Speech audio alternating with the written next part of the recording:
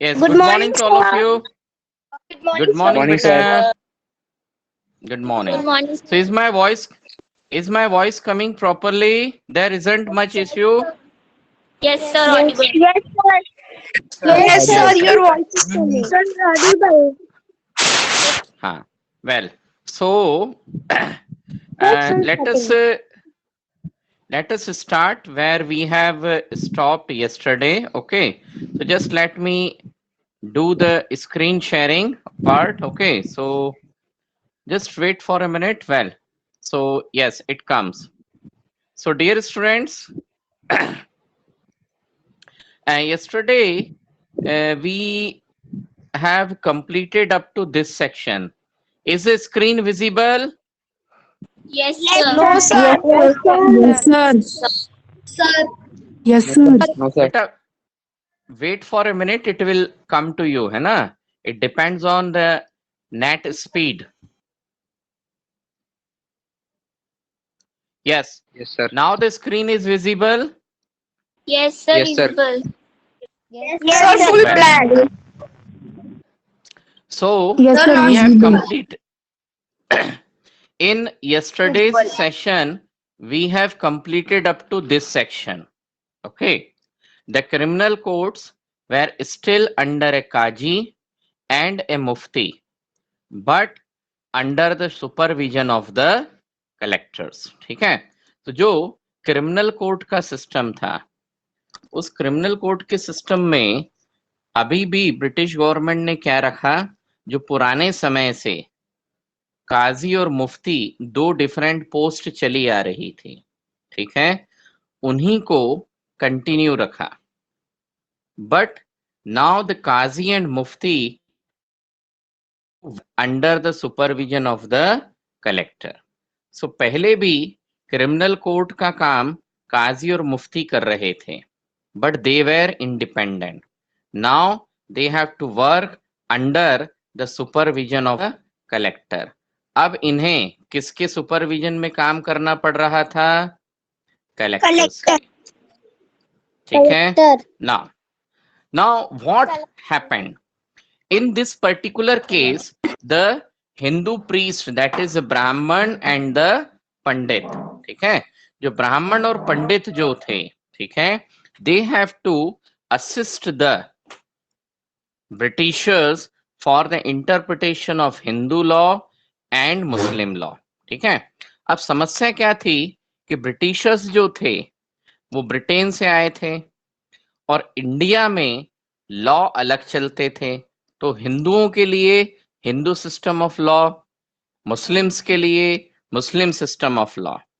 तो होता क्या था कि डिसीजन मेकिंग तो फाइनली कलेक्टर्स का होता था, परंतु हिंदुओं में कौन सा लॉ एप्लीकेबल होगा, मुस्लिम्स के केस में क्या लॉ होगा, ये सारी जानकारी उन्हें कौन देंगे?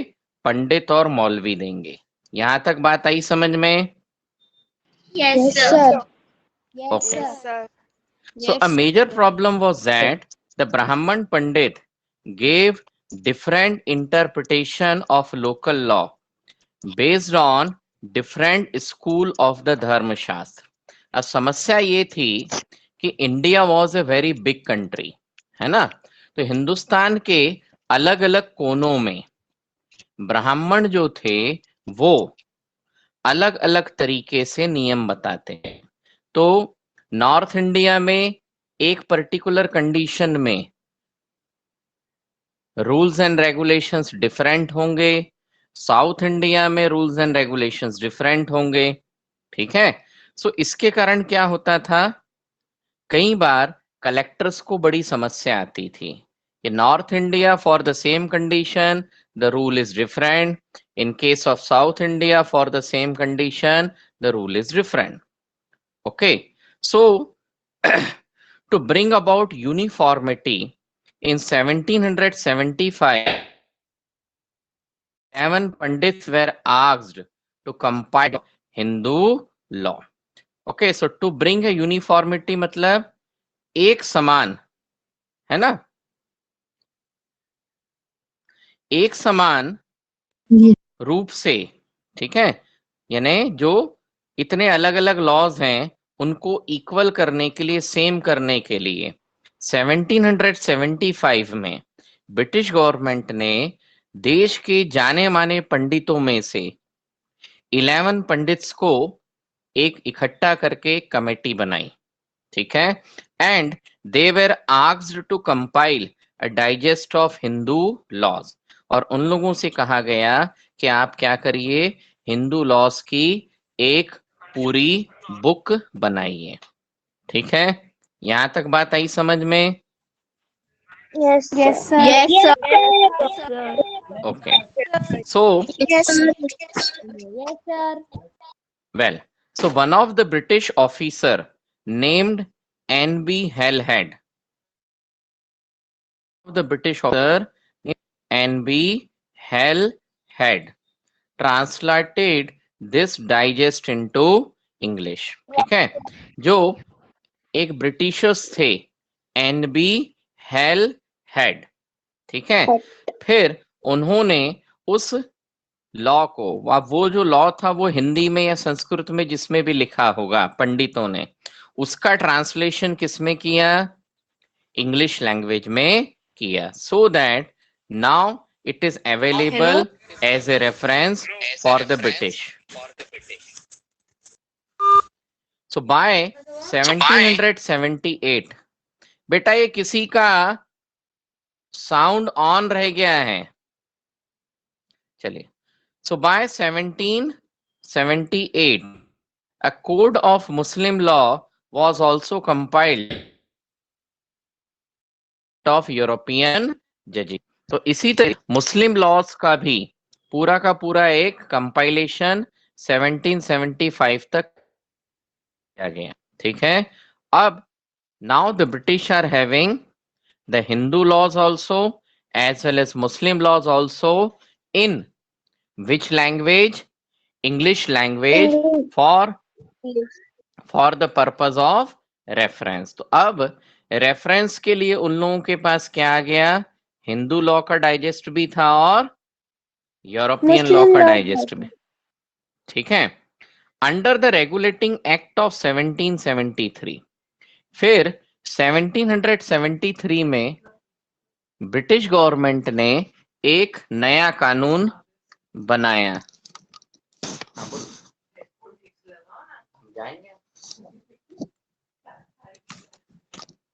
Hello, yes, am I audible बेटा? Yes, sir. Yes, So, sir. Under the regulating act of 1773, अब रेगुलेटिंग एक्ट ऑफ 1773 का मतलब सिर्फ इतना है कि ब्रिटिश गवर्नमेंट ने इंडिया में अपने जो इलाके थे, ब्रिटिश गवर्नमेंट के इंडिया में जो इलाके थे, उन इलाकों का एडमिनिस्ट्रेशन चलाने के लिए एक कानून बनाया, ठीक है, and that law is called as what? हम क्या कहते हैं? We call it of 1773। इतना आया समझ में? Yes, sir. Yes, sir. तो वो जो लॉ था वो बहुत बड़ा था,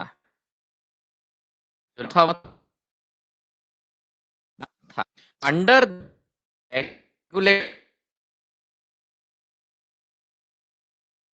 उस लॉ में एक थी एस्टैब्लिशमेंट ऑफ सुप्रीम कोर्ट, ठीक है। Under regulating act of 17, a new Supreme Court was established, while a court of appeal, the Sadar Nizam Adalat, was also set up at Calcutta. तो 1773 में ब्रिटिश गवर्नमेंट ने एक कानून पास किया and that law is called as regulating act of 1773। So उस 1773 के regulating act से गवर्नमेंट ने क्या, एक नया एस्टैब्लिशमेंट किया and that is what?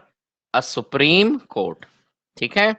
The principal figure in an Indian district was the collector. यहां तक बात आई समझ में? तो 1773 में क्या एस्टेब्लिश किया? हाँ, so in 1773 British have established a new Supreme Court. ठीक, और एक और कोर्ट जिसको बोलते हैं कोर्ट ऑफ अपील, क्या बोलते हैं? The Court of Appeal. The court of appeal. हाँ, so the Court of Appeal, और इंडियन लैंग्वेज में उसे बोला गया था द सदर निजामत अदालत। तो court of appeal both were set up at Calcutta. तो सुप्रीम कोर्ट और कोर्ट ऑफ अपील दोनों कहां पर एस्टेब्लिश करी? कैलकाटा में एस्टेब्लिश करी। ठीक, अब ब्रिटिशर्स ने जो सिस्टम ऑफ एडमिनिस्ट्रेशन इंडिया में एस्टेब्लिश किया था, ब्रिटिशर्स ने जो सिस्टम ऑफ एडमिनिस्ट्रेशन इंडिया में एस्टेब्लिश किया, ठीक है, उसमें क्या था? ठीक है, so in that system of the principal figure in an Indian district was the collector. तो जो ब्रिटिशर्स सिस्टम ऑफ एडमिनिस्ट्रेशन बनाया, उसमें उनके कंट्रोल के जितने इलाके थे उनको डिफरेंट डिस्ट्रिक्ट्स में डिवाइड किया, ठीक है, and each district was headed by A collector. ठीक है, यानी ब्रिटिशर्स का इंडिया के जितने एरियाज पे भी राज्य था, उन एरियाज को ब्रिटिशर्स ने डिफरेंट डिस्ट्रिक्ट्स में डिवाइड किया, और हर डिस्ट्रिक्ट का टॉप मोस्ट ऑफिसर, सबसे बड़ा अधिकारी कौन होता था? कलेक्टर होता था। Is it clear? Yes, sir. Yes, sir. Yes, sir. Okay. Thank you बेटा। Now so as the title suggest, अब कलेक्टर मतलब कलेक्ट करने वाला, कलेक्टर मतलब कलेक्ट करने वाला, ठीक है। Now so title suggest his main job was to collect revenue and taxes and maintain law and order in his district with the help of judges and police officers। ठीक है, तो जैसा title दिया है कि कलेक्टर, तो collector है तो उसका मेन जॉब क्या होगा? Collect revenue. रेवेन्यू और टैक्स मतलब लगान वसूल करना। क्या वसूल करना? लगान। सो टैक्सेशन का काम था, collection of tax. He has to maintain law and order in his district with the help of judges, police officers and daroga. Okay, so उसका मेन जॉब और क्या था? लॉ एंड ऑर्डर सिचुएशन को maintain करना। तो tax collect करो और पूरे डिस्ट्रिक्ट में कानून व्यवस्था बनाए रखो, अपराध नहीं होने चाहिए, अपराधी को पकड़ो, यदि अपराध हुआ है तो उसको सजा दो। तो इसके लिए कलेक्टर के अंडर में कौन थे? जजेस, पुलिस ऑफिसर्स एंड दारोगा। हिज ऑफिस, ठीक है, तो कलेक्टर जो था, कलेक्टर का ऑफिस जहां पर भी था उसको क्या बोला जाता था? Collectorate. What is the name given to the office of the collector? Collectorate.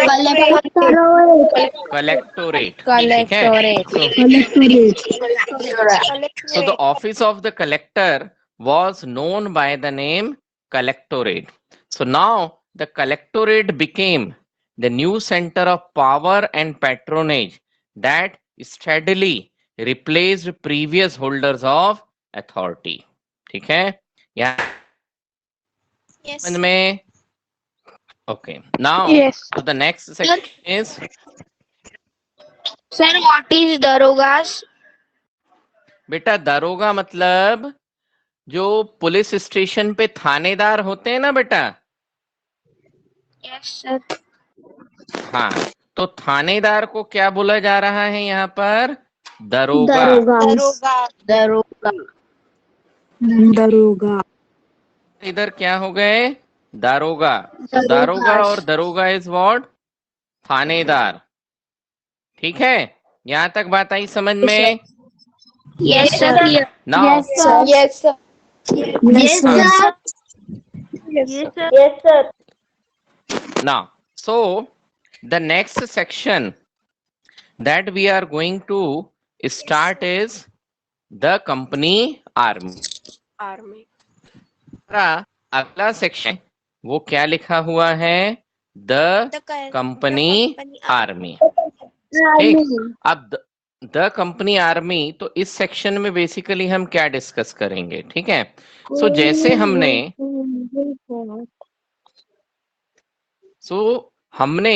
इससे पहले वाले सेक्शन में किसके बारे में डिस्कशन किया? एडमिनिस्ट्रेशन, है ना, कि ब्रिटिशर्स ने आने के बाद एडमिनिस्ट्रेशन को क्या चेंजेस किए। ठीक, तो अभी ये वाला जो सेक्शन है ना, in this section we are going to discuss about कि when the British came into India. ठीक है, अब हम इस सेक्शन में क्या डिस्कस करेंगे? हम डिस्कस करेंगे कि जब ब्रिटिश इंडिया में आए तो उन्होंने आर्मी में क्या क्या चेंजेस किए। समझ में आ रहा है? Yes, sir. Yes, sir. So what changes? So what changes did they brought in army? Army में ब्रिटिश ने क्या चेंजेस लेकर के आए? ठीक, so the colonial rule in India brought in some new ideas of administration and reform, but its power rested on its military strength. ठीक है, so India में जो कॉलोनियल रूल स्टार्ट हुआ, कॉलोनियल रूल मतलब ब्रिटिश रूल। ठीक है, so India में जो ब्रिटिश रूल था उसके कारण एडमिनिस्ट्रेशन में नए नए चीजें आई। रिफॉर्म मतलब एडमिनिस्ट्रेशन में सुधार हुआ, चेंजेस आया, but it's power rested on it's military strength. ठीक है, परंतु इनकी ब्रिटिश गवर्नमेंट की जो पावर थी वो किस पर थी? Military strength. यानी ब्रिटिशर्स इंडिया में आए, they have done number of changes in administration, उन्होंने एडमिनिस्ट्रेशन में बहुत सारे चेंजेस भी किए, परंतु उनकी पूरी ताकत किसके ऊपर बेस थी? Military strength. यानी ब्रिटिशर्स का इंडिया में जो रूल था वो किसके दम पर चल रहा था? Military strength. So Britishers have done lot of changes in administration, but the important care was taken for the army.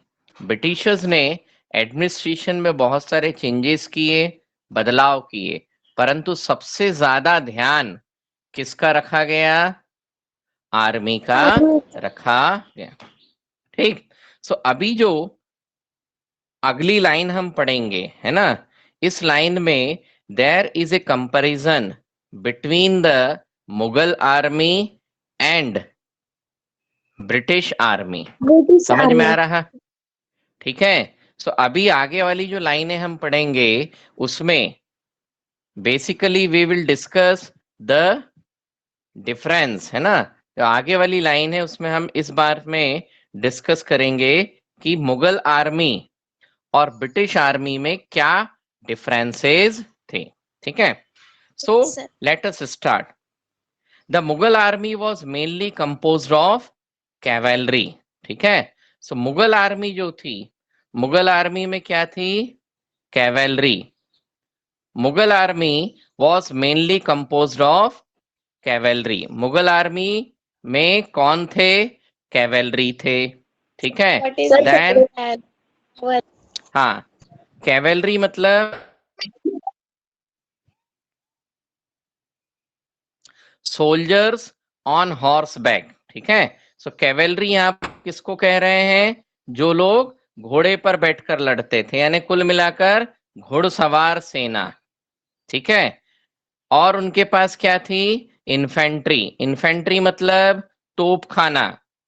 Infantry मतलब खाना खाना है ना। तो तो जो मुगल आर्मी थी उसमें कैवेलरी मतलब trend soldiers on horse back, मतलब घोड़े पर बैठकर लड़ने वाले सैनिक, यानी एक घुड़सवार सेना होगी। एक तोपखाना मतलब जिनके पास बंदूकें होंगी, तोप होंगी। And they also had a पैदल सोल्जर्स। समझ में आया? तो मुगल आर्मी में 3 प्रकार के सैनिक थे। एक जो घुड़सवार सेना के हिस्से थे, तो घोड़े पर बैठकर लड़ सकते थे। बाकी के पैदल सैनिक थे, क्योंकि इतने नंबर ऑफ हॉर्सेस खरीदना, मेंटेन करना हर एक राजा के लिए पॉसिबल नहीं था, ठीक है। सो पैदल सैनिक होंगे। और क्या होगी उनके पास में? इन्फेंट्री। इन्फेंट्री मतलब तोपखाना, ठीक है। यहां तक बात आई समझ में?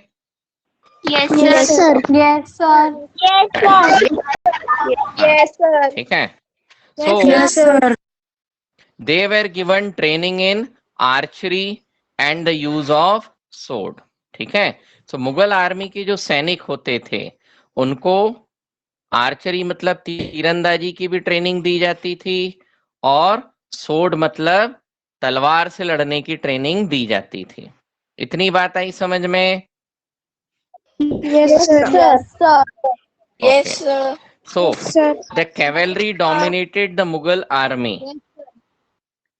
The cavalry dominated the army, and the Mughal state did not feel the need to have a large professionally trained infantry. जो कैवेलरी थी, कैवेलरी मतलब घुड़सवार सेना, डोमिनेटेड द आर्मी, यानी जो मुगल आर्मी थी उसमें सबसे ज्यादा महत्व, सबसे ज्यादा इंपॉर्टेंस किसको दिया जाता था? कैवेलरी को, घुड़सवार सेना को, ठीक है। The Mughal state did not feel the need to have a large professionally trained infantry. जो मुगल स्टेट थी, यानी जो मुगल्स थे, वो इन्फेंट्री पर उतना ज्यादा ध्यान नहीं देते थे। यानी मुगल आर्मी में सिर्फ घुड़सवार सेना, कैवेलरी का इंपॉर्टेंस था, इन्फेंट्री का उतना इंपॉर्टेंस नहीं था। The rural areas had a large number of armed peasant, and the local zamindar often supplied the Mughal with पैदल soldiers, ठीक है। अब जो रूरल एरियाज थे, रूरल एरियाज मतलब देश के ग्रामीण इलाके, so it has a large number of armed peasants, ठीक है। एंड द लोकल जमींदार सप्लाइड द मुगल विद पैदल सोल्जर्स। तो जो मुगल आर्मी थी, मुगलों के जमाने में जो आर्मी थी, उसका सिस्टम कैसा था? तो उस जमाने में रेगुलर फोर्सेस वो बहुत कम रखते थे, यानी रेगुलर आर्मी नहीं थी। बहुत कम लोग as a regular army appointed होते थे। तो जब भी युद्ध होता था, लड़ाई होती थी, तो आसपास के इलाकों से किसानों को बुलाया जाता था। ये किसान इस प्रकार से थे कि जब कहीं कोई जरूरत नहीं है, लड़ाई नहीं है, तो they did the agriculture, but whenever the king called for the service, now they are ready to join the army, ठीक है। इतनी बात आई Yes, समझ sir. में? yes So the local zamindar, yes sir the Yes, local sir. zamindar often supplied the Mughal with पैदल soldiers.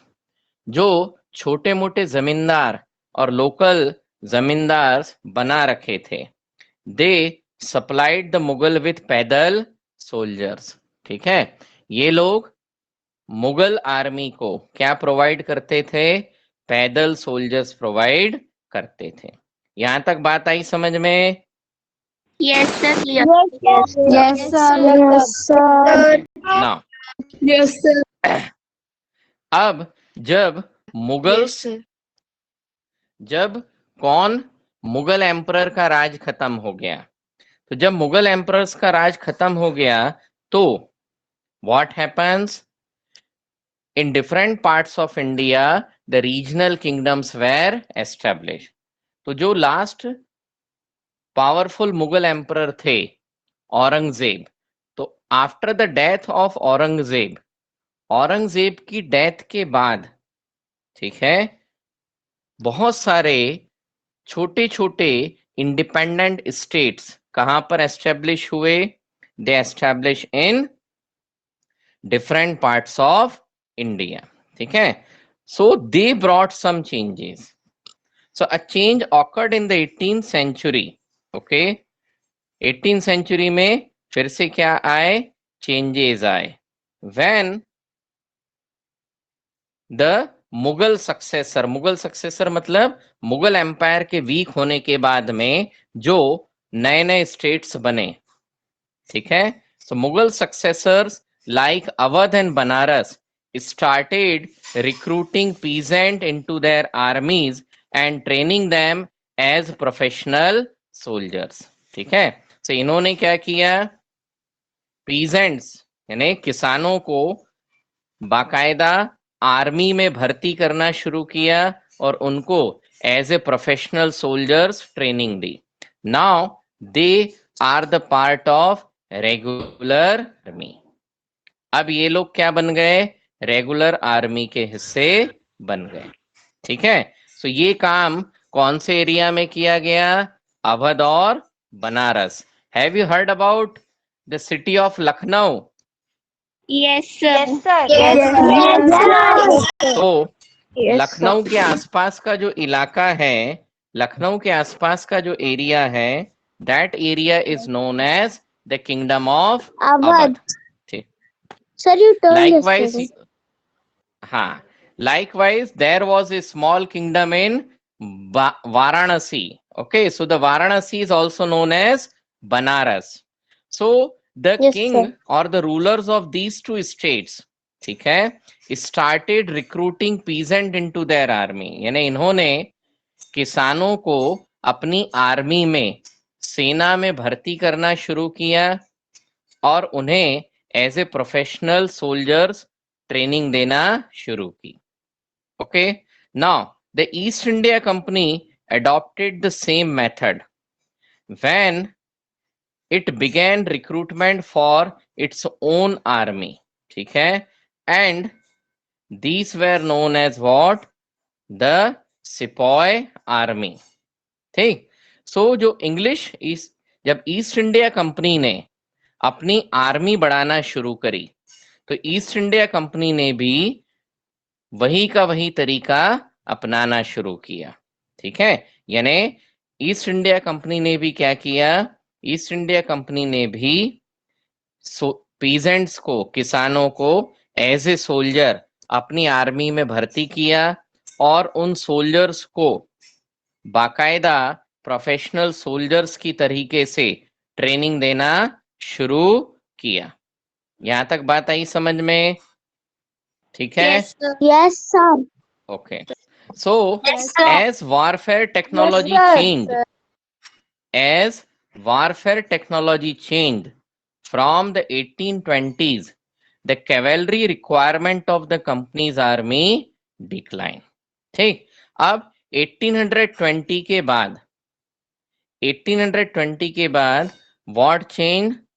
Warfare technology change. Warfare technology मतलब युद्ध का तरीका, लड़ाई लड़ने का तरीका, ठीक है। So warfare technology change from the 1820, यानी 1820 आते आते युद्ध लड़ने का तरीका, लड़ाई लड़ने के तरीकों में क्या आ गए? चेंजेस आ गए, बदलाव आ गए। The cavalry requirement of the companies army decline. अब ब्रिटिश ईस्ट इंडिया कंपनी की जो आर्मी थी, उसकी कैवेलरी रिक्वायरमेंट क्या होने लगी? कम होने लगी, ठीक है। This is because the British empire was fighting in Burma, Afghanistan and Egypt, where soldiers were armed with muskets and matchlocks. ठीक है, सो अब कैवेलरी रिक्वायरमेंट क्या होना शुरू हुई? कम होना शुरू हुई। क्यों? क्योंकि 1820 तक आते आते ब्रिटिश ईस्ट इंडिया कंपनी को इंडिया के अलावा आसपास के बहुत सारे इलाकों में भी अपनी सेना भेजना शुरू करना पड़ी। ठीक है, जैसे दे started sending their soldiers in Burma, Afghanistan and Egypt. ठीक, in this area soldiers were armed with muskets and matchlocks. ठीक है, so Sir, British Army, sir. हाँ Sir, meaning Yes, of beta. muskets and matchlocks. Sir, meaning of muskets and matchlocks. Okay, just a minute beta. yes, sir. Musket is a very heavy gun used by infantry soldiers. Musket is a very heavy gun used by infantry soldier. जो infantry soldiers जो थे वो बहुत भारी Yes, sir. Gun का use करते थे। ठीक है, सो उस भारी गन को क्या Okay, बोलते थे? मस्केट, है ना? Muskets. Likewise, matchlock is a early type of gun in which the powder was ignited by a match, है ना? शुरुआत में जो बंदूकें बनी थी उसमें क्या करते थे? बारूद भरते थे, और बारूद भरने के बाद में उस बारूद में माचिस की सहायता से क्या लगाएंगे? आग लगाएंगे। जब माचिस की सहायता से आग लगाएंगे तब क्या होगा? उसमें बारूद जलेगा। वो बारूद जब जलेगा तो जो उससे गैस निकलेगी वो गोली को आगे बढ़ाएगी। ठीक है, Okay, आई sir. बात समझ में? Yes, sir. ठीक, Yes. so muskets and Thank you, matchlocks sir. were the two types of guns. Yes, any question? No, sir. Thank you, sir. Okay, no now, queries. so the soldiers of the company's army had to keep pace with changing military requirement, and its infantry regiment now became more important. ठीक है, इन सब कारणों से क्या हो गया? Company की army में कैवेलरी के बजाय कौन सी रेजिमेंट इंपॉर्टेंट हुई? इन्फेंट्री। ठीक है, सो मुगल आर्मी में किसका इंपॉर्टेंस था? कैवेलरी का। मुगल आर्मी में किसका इंपॉर्टेंस था? Cavalry. Cavalry. Okay, so with comparison to the cavalry, Mughals take less care about the infantry. ठीक, यहां पर क्या हुआ? इस पर्टिकुलर केस में infantry regiments are more important. इस केस में infantry regiments were more important. यहां तक बात आई समझ में? Yes, sir. Yes, sir. Now, Yes, so sir. in the early 19th century, the British began to develop a uniform military culture. तो early 19th century में Britishers ने क्या? अपनी आर्मी को और सुधारना और चेंजेस करना शुरू किए। ठीक है, so in the early 19th century the British began to develop a uniform military culture. ठीक है, ब्रिटिशर्स ने एक यूनिफॉर्म मिलिट्री कल्चर डेवलप करना शुरू किया। ठीक, तो यूनिफॉर्म मिलिट्री कल्चर मतलब कि उनकी जो मिलिट्री है उसको ठीक तरीके से एस्टेब्लिश करो, है ना? ताकि अलग अलग सिस्टम होने के बजाय एंटायर मिलिट्री में सिस्टम कैसे होने चाहिए? वेल सेटल्ड होना चाहिए। Okay, so what they did? Okay, soldiers were increasingly subjected to European style training. सबसे पहले तो आर्मी में जितने भी सोल्जर्स थे उनको किस तरीके की ट्रेनिंग देना शुरू करी? European style. European style of training मतलब कुल मिलाकर यूरोप में जिस तरीके से वो लोग सोल्जर्स तैयार करते थे उसी तरीके से दे हैव स्टार्टेड सोल्जर्स और training of soldiers in India. यहां तक बात आई समझ में? Yes, sir. Yes, sir. Yes, sir. Yes, sir. Yes, sir. Yes, sir. Just हाँ ओके वेट, ठीक है. सो then drill and discipline. So they are supposed to go for the European style training. The soldiers have to do the drill on regular basis, and there were very tough norms for discipline. It regulated their life far more than before. और इसके कारण जो soldiers थे उनकी पूरी की पूरी life कैसी हो गई, फिक्स हो गई. Often this created problems since caste and community feelings were ignored in building a force of professional soldiers. ठीक है, परंतु ये जो स्टाइल ऑफ आर्मी था, इट क्रिएटेड प्रॉब्लम्स, है ना. यूरोपियंस की जो आर्मी थी, ना in the army the soldiers from different caste and communities were recruited. European army में अलग अलग कास्ट और कम्युनिटी के सोल्जर्स का रिक्रूटमेंट किया जाता था, परंतु जब नियम लगते थे तो नियम सभी के लिए सेम लगेंगे. ठीक, अब इसके कारण क्या हुआ कि जो हायर कास्ट के जो मेंबर्स थे, they had number of issues. जैसे फॉर एग्जांपल आप लोगों ने ब्राह्मण सुना है ना, Brahmin is a caste. Yes, sir. Yes, sir. So there were large number of Brahmins who recruited as a soldiers. अब ब्राह्मण्स लोग क्या पहनते हैं, गले में एक जनेऊ पहनते हैं ना. Yes, sir. Yes, Yes, sir. sir. Yes, sir. ठीक है, तो ब्राह्मण्स गले में जनेऊ पहनते थे. तो फॉर एग्जाम्पल मान लो ब्रिटिश ईस्ट इंडिया कंपनी ने नियम बना दिया कि जनेऊ पहनने से सोल्जर्स को नेट टू नेट फाइट, है ना, हाथ से लड़ने में परेशानी होगी, जनेऊ प्रॉब्लम क्रिएट करता है. तो इस टाइप के बहुत सारे रूल्स एंड रेगुलेशंस ब्रिटिशर्स ने इस प्रकार से बनाए कि it created problem for the people. ठीक है, okay. So Yes, the sir. problem which were faced by the people and how they have reacted, है ना, सोल्जर्स की क्या समस्या थी, आर्मी का क्या रोल था. सो ये सारी चीजें, है ना. Here there are number of questions. could individuals so easily give up their caste and religious feeling? Could they see themselves only as soldier and not as members of communities? What did the sepoys feel? How did they react to the changes in their lives and their identity, that is their sense of who they were?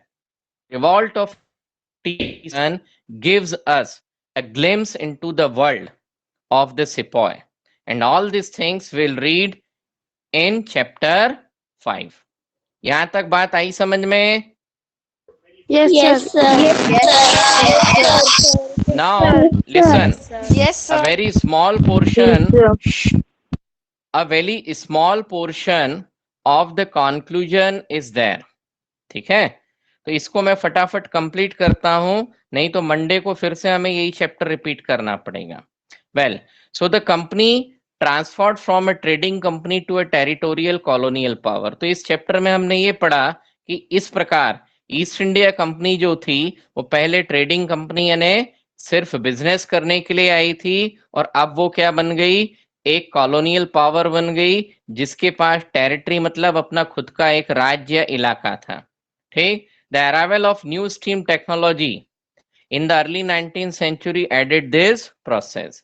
Company ने अपना kingdom जो increase किया, ठीक है, उसमें सबसे बड़ा role किसने पे किया, स्टीम टेक्नोलॉजी ने, जिसके कारण पानी के जो जहाज हैं वो चलना चालू हुए और बहुत सारे नए नए इन्वेंशंस हुए.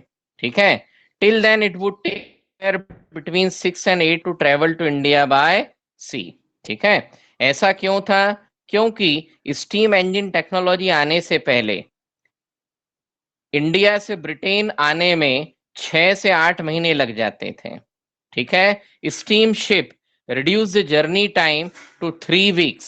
ठीक है, स्टीम इंजन के आने के कारण जब इस स्टीम इंजन की पावर से शिप्स को चलाया गया तो जर्नी टाइम 8 महीने से कितना हो गया, ओनली 3 वीक्स हो गया। ठीक है, because of that more Britishers and their families now come to far of countries like India. अब जर्नी का टाइम पीरियड बहुत कम था, इसलिए बड़ी संख्या में ब्रिटिशर्स और उनकी फैमिलीज कहाँ आना शुरू हुई, इंडिया में आना शुरू हुई।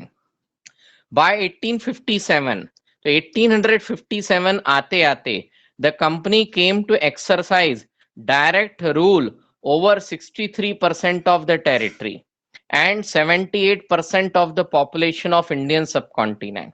1857 आते आते ब्रिटिश ईस्ट इंडिया कंपनी जो थी इंडिया के लगभग 63% इलाके पर कब्जा कर चुकी थी और इस 60% इलाके में 78% पॉपुलेशन रहती थी।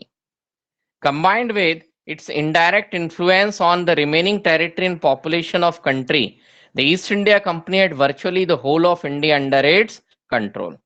बाकी का जो remaining 37 part of India था उस पे भी कैसे न कैसे किसका कंट्रोल था, ब्रिटिशर्स का कंट्रोल था।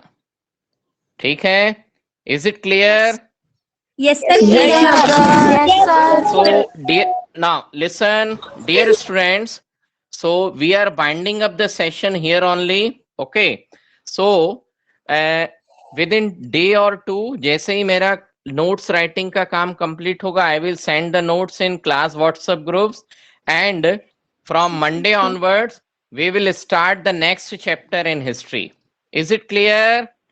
Yes, sir.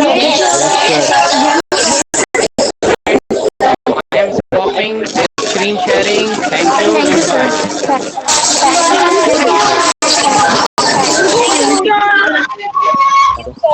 Thank you, sir.